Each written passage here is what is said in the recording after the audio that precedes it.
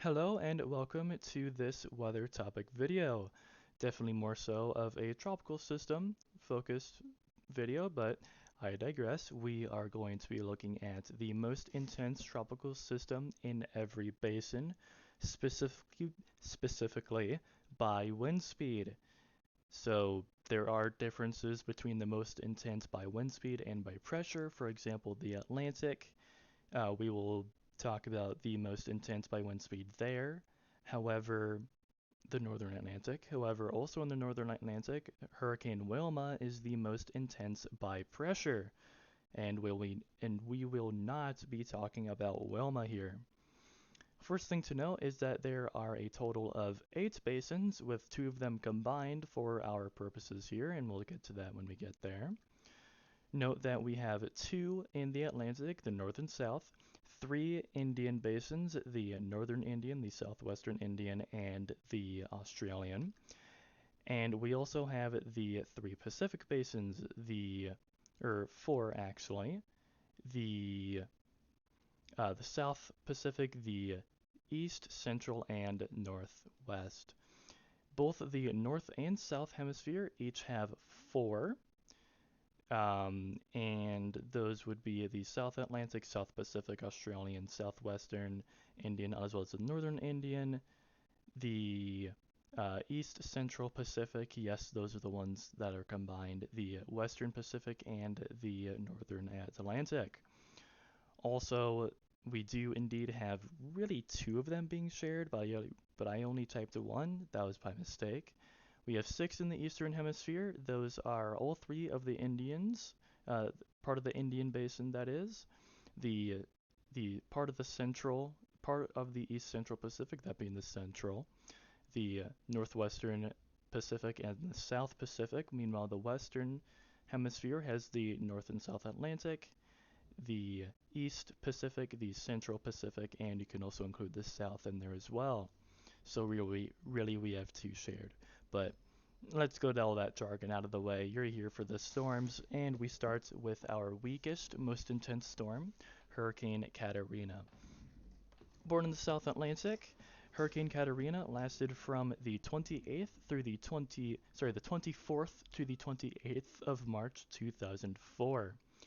Katarina would peak very late in its life, early on the 28th, at a wind speed of 100 miles per hour and at a minimum pressure of 972 millibars.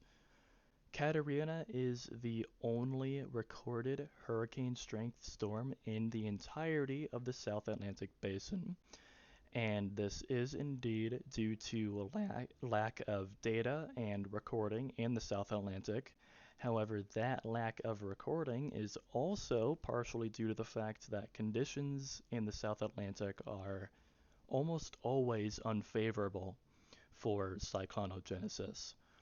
And really, the only reason why Katarina was really able to become a hurricane was because of the unusually favorable conditions at the time, rather than the normally unfavorable conditions.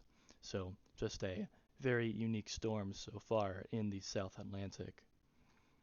Moving to the southwestern Indian, we have a look at very intense tropical cyclone Fantala. Fantala had a run from April 11th through the 27th of 2016. Fantala would peak from late on the 17th to early on the 18th of April. The wind speeds were reached first, 10-minute wind speeds of 155 miles per hour, with JTWC estimated 1-minute wind speeds of 180 miles per hour. The pressure peak was reached early on the 18th of April at 907 millibars. Gusts from Fantala also reached an astounding 220 miles per hour. That is almost 70 miles an hour more than the 155 10-minute. That is crazy. Fantala would be powered by, or at least get some energy from the same El Nino that helped fuel up 2015's Patricia, which is on our list here. and Fentala would accumulate an accumulated cyclone energy of 53. This 53 is one of the highest ever in the entirety of all the basins in the southern hemisphere. Now, obviously not the top one, Cyclone Freddy, with 87.01 or something like that. Um, yeah, I managed to be right on that. Is the number one holder of Ace worldwide, actually, but 53 is still pretty high up there.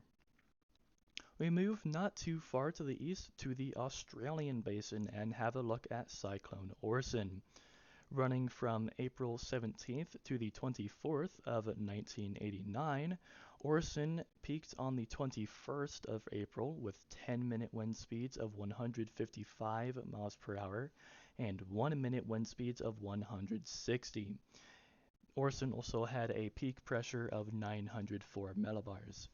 Now, I've gone on to say before that 10-minute wind speeds are a better indicator of cyclone strength, and I want to talk about that now. So, for even a tornado to reach 155 miles per hour is medium high EF3 strength. Most tornadoes, around 90% of tornadoes, are EF0 or EF1, which is just around 100 miles per hour. So, for a tornado to reach EF these wind speeds is impressive, and for a much broader system that cannot tighten up as much as a tornado can to reach these or to sustain these wind speeds is extremely impressive, even for just 1 minute. However, for 10 minutes is even more impressive. Also, the fact that the original NHC head of the NHC said that winds of above 150, 155 is going to destroy almost anything within just a few seconds. So so that's a thing. All right, so but besides all the wind speeds besides all the 10-minute wind speed stuff, Orson is at the time the fourth lowest pressure in the entirety of the Australian basin to record. At the time, however, Orson actually had the lowest pressure in the basin. Obviously, this has been beaten as it is fourth right now, but still pretty impressive. The name of Orson, due to the impacts of this cyclone, would be retired after the 1989 season. Now we move up to the northern Indian, where we would see a supercyclonic storm that is only known as the 1999 Odisha supercyclonic storm. Running from October 25th to the 31st of, 1999, this cyclonic storm peaked on the 29th with 3-minute wind speeds of 160 miles per hour at a pressure of 912 millibars, which is very impressive. It is worth noting that this cyclone would landfall at nearly its peak strength, which was brutally devastating for the area. And this cyclone must have seen the predictions that the IMD was giving it, because IMD was predicting that it would exit theater going north and then curling to the east. This cyclone didn't like that, so it decided to completely 180 the predictions and it extricate itself down back into the sea, the Bay of Bengal. I hope I'm right on that. I apologize. And yes, this does cover both separate parts of the North Indian Basin. I know that there's the Bay of Bengal and the Arabian Sea, with Cyclone Gonu being the most powerful in the Arabian Sea. However, it is not the most intense in the entirety of the Northern Indian Basin, so we're not talking about Gonu. Gonu will have its own separate video, though, one day. Do not get me wrong. Severe Tropical Cyclone Winston here is the most intense in the entirety so far of the South Pacific Basin. Winston ran from the 7th of February to the 3rd of March 2016 and would peak on the 20th of February Winston saw 10-minute wind speeds of 175 miles per hour at a, to this day, record for the basin, 884 millibars. I'm sure that this thing was really just a northwestern typhoon in disguise. I mean, come on. Winston would also see 1 minute wind speeds of 180 miles per hour. Definitely a northwestern typhoon in disguise. And Winston, because of the impacts that it had, would be retired after the 2016 season. Winston will indeed be getting its own video as well. In fact, nearly every single storm here, except for Katarina and those that I've already covered, will be getting their own video. Such as Alan. Alan will also be getting its own video.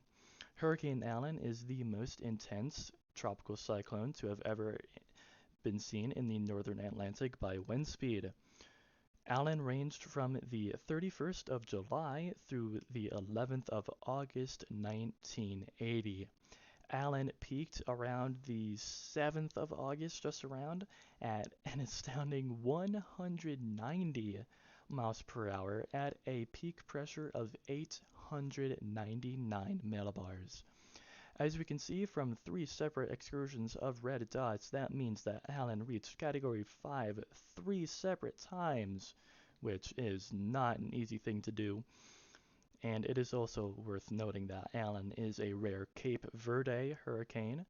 A Cape Verde hurricane is a style of hurricane that originally treks just a little bit further south than most. Usually they stay out to sea. However, if they don't, then the impacts tend to be quite devastating, as Cape Verde hurricanes are often the most powerful.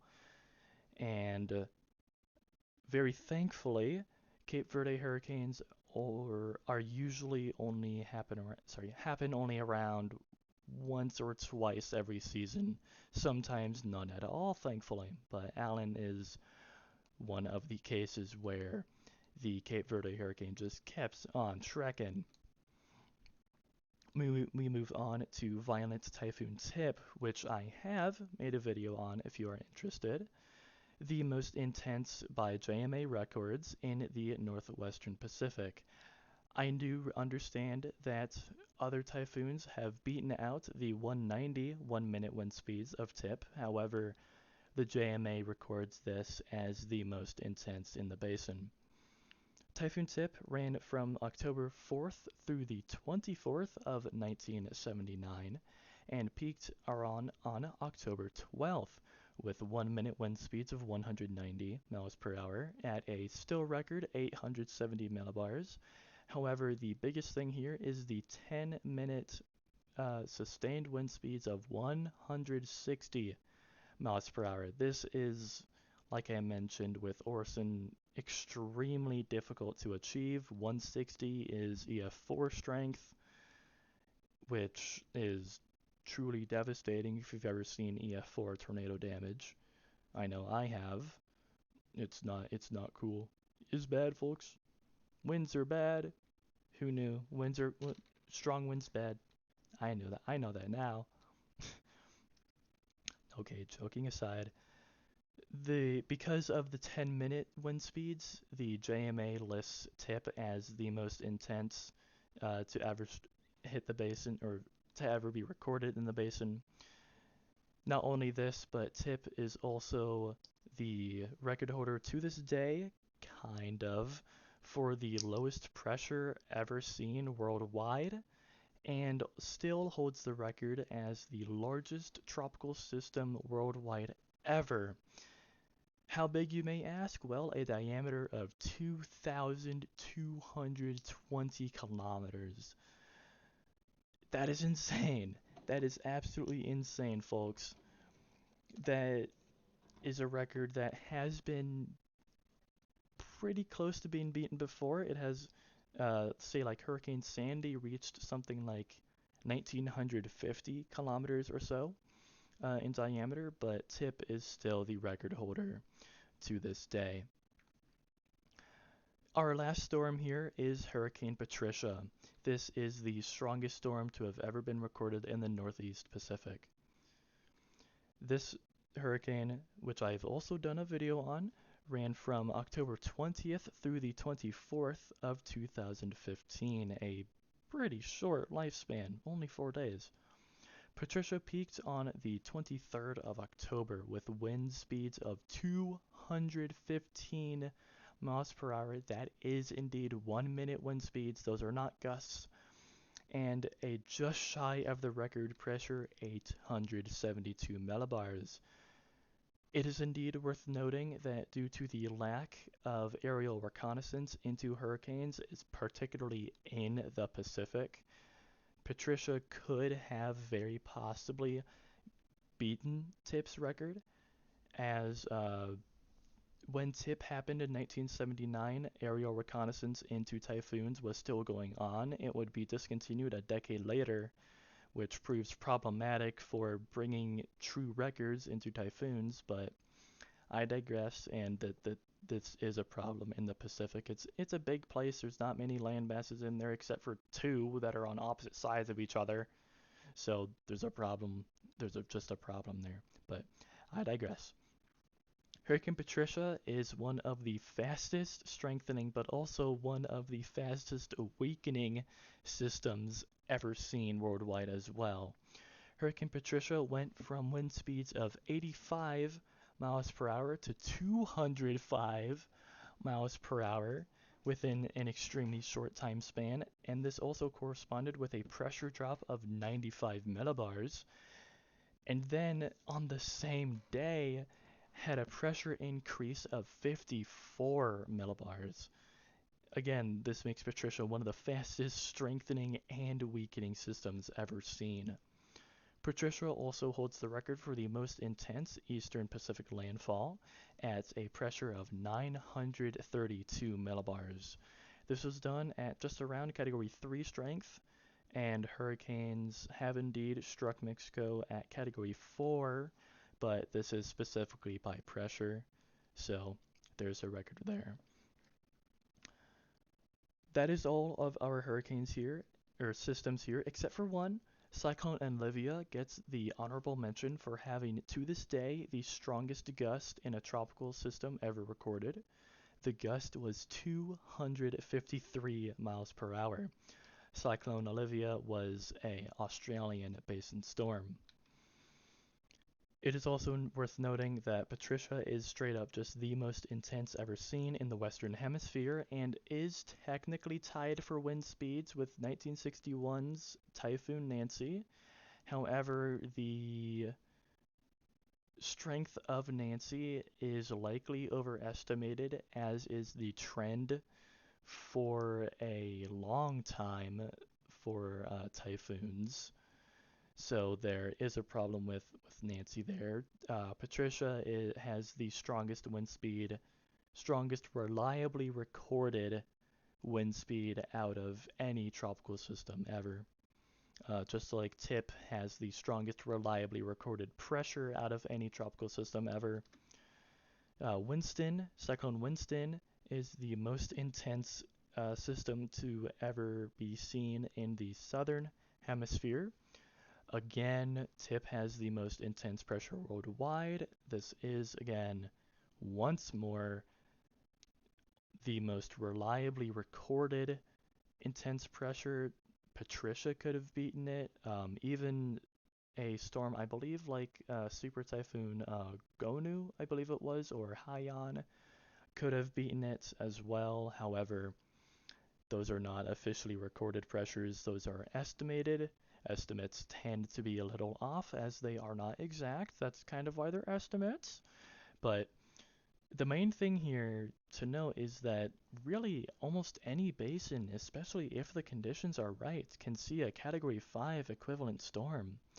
This is the exact same scenario as the possibility of any single US state seeing an EF5, or for even a tornado forming. If the conditions are right, the tropical storm will strengthen. If it's not, it'll stay the same or weaken. It all depends. There's a variety of factors that goes into the strength of a tropical system, and those vary from wind shear all the way to surface temperature, sorry, sea surface temperatures. So a fair bit. With that being said, folks, that was every single most intense tropical system to ever be seen recorded in every basin. Again, with the East and Central Pacific being combined. So there's that.